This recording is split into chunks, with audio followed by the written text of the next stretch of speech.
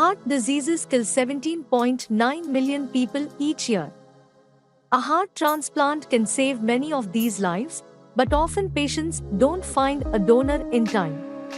To solve this problem, scientists genetically engineered pig cells and used those cells to make pig embryos. The newly born pigs were raised in a controlled environment. When they became adults, their hearts can be harvested. On 7th January, David Bennett became the first person to receive a pig heart. David Bennett Sr.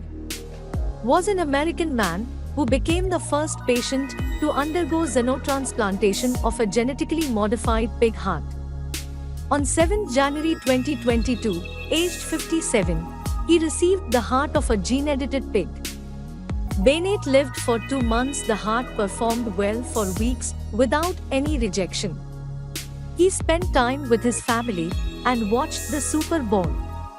But since 1st March, his conditions worsened and he died on 8th March. It's not yet clear precisely what caused Bennett's death. According to the University of Maryland Medical Center, where he received the transplant, had been recovering since. He began deteriorating in recent days, and the hospital announced his death Wednesday.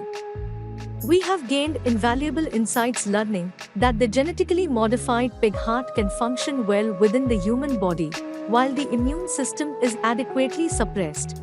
Mohammad Mohiuddin, an expert in interspecies transplants who were involved in Bennett's care and at the University of Maryland School of Medicine, said in a statement, "We remain optimistic and plan on continuing our work in future clinical trials."